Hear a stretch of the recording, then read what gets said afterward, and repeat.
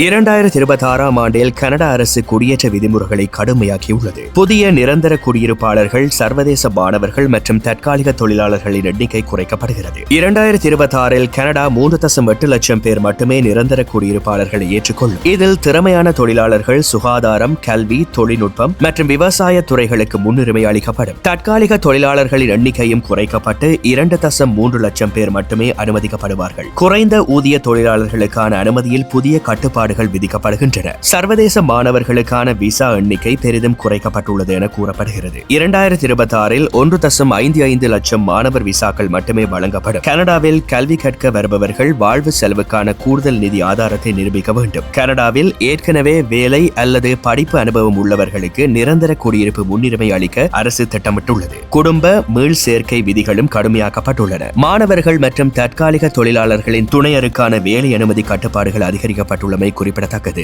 மேலும் பிரெஞ்சு மொழி பேசும் குடியேற்றர்களின் எண்ணிக்கையை 2026இல் 9% உயர்த்த கனடா அரசு இலக்கு நிர்ணயித்துள்ளது. அகதிகள் மற்றும் மனிதாபிமான அடிப்படையிலான அனுமதிகளின் எண்ணிக்கையும் குறைக்கப்பட்டுள்ளது. தாமதமாக அடைக்கலம் கோருபவர்களுக்கு புதிய விதிகள் கொண்டுவரப்படுகின்றன. மொத்தத்தில் கனடா அதிக எண்ணிக்கையிலான குடியேற்றம் என்ற நிலைப்பாட்டில் இருந்து தகுதி மற்றும் அனுபவத்தை அடிப்படையாக கொண்டே தேர்ந்தெடுக்கப்பட்ட குடியேற்ற முறைக்கு மாறி வருகின்றமை குறிப்பிடத்தக்கது.